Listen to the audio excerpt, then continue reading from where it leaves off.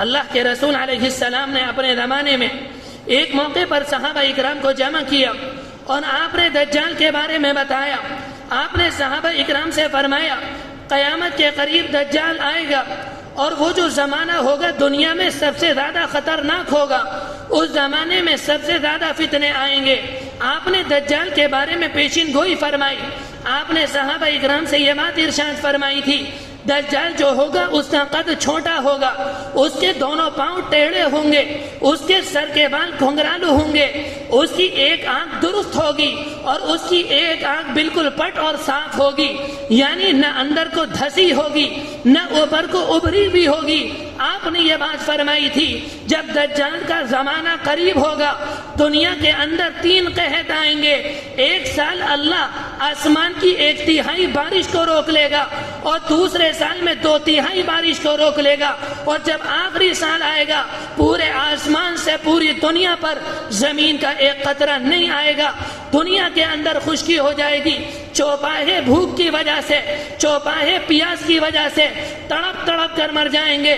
عمران ابن حسین رضی اللہ عنہ بیان کرتے ہیں میں نے اللہ کے رسول علیہ السلام کو یہ فرماتے ہوئے سنا تھا. آپ نے فرمایا تھا کہ آدم علیہ السلام کی پیدائش سے لے کر صبح قیامت تک دنیا کے اندر اتنا بڑا فتنہ نہیں ہوگا جتنا بڑا دجال کا فتنہ ہوگا. جب دنیا کے اندر قحط پھیلے گا اس موقع پر دجال ایک دیہات کے انسان کے پاس جائے گا. اس انسان کا اونٹ مر چکا ہوگا, یہ مشکات شریف کی روایت ہے.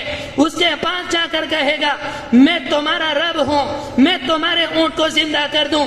اگر تمہارا اونٹ زندہ ہو جائے تو تم مجھے اپنا مالک مانو گے یا نہیں؟ وہ انسان کہنے لگا اگر آپ نے میرے اونٹ کو زندہ کر دیا میں آپ کو اپنا مالک مان لوں گا, میں آپ کو اپنا رب مان لوں گا.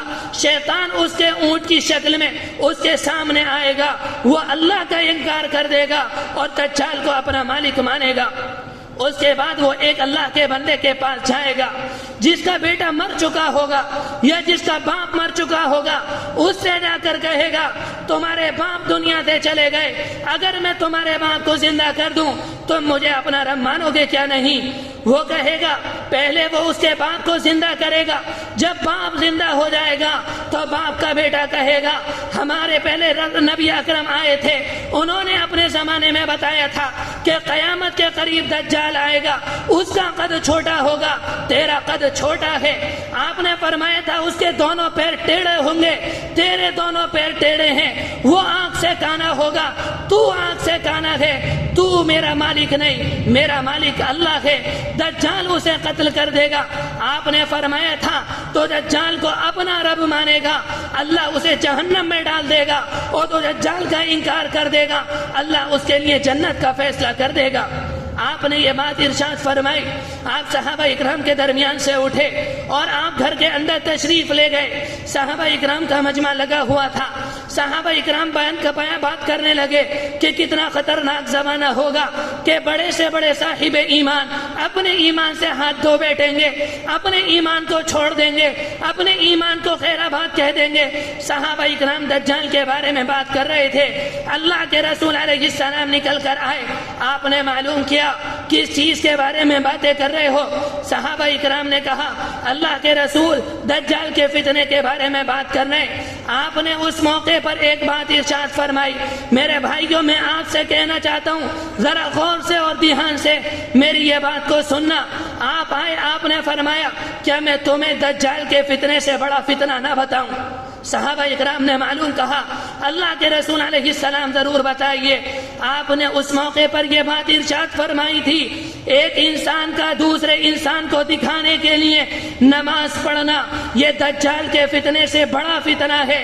آپ نے بتایا تھا ایک انسان کا دوسرے انسان کو دکھانے کے لیے قرآن مجید کی تلاوت کرنا یہ دجال کے فتنے سے بڑا فتنہ ہے.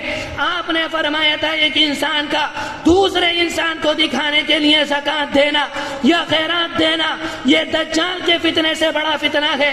آپ نے فرمایا تھا ایک انسان کا دوسرے انسان کے دکھانے کے لیے کسی یتیم کی مدد کرنا کسی بیوہ کی مدد کرنا، کسی غریب کی مدد کرنا، یہ دجال کے فتنے سے بڑا فتنہ ہے۔ پھر آپ نے یہ بات فرمائی تھی، مجھے دجال کے فتنے سے اتنا ڈر نہیں جتنا اس فتنے سے ڈر ہے، میری امت اس فتنے کے اندر گرفتار ہو جائے گی۔ میرے بھائیوں، اسی کو تو حضرت حسن بصری رحمت اللہ علیہ نے کہا تھا، جب کوئی اللہ کا بندہ عمل کرتا ہے اور اخلاص نہیں ہوتا، اس سے بندے کا دل سخت ہو جاتا ہے۔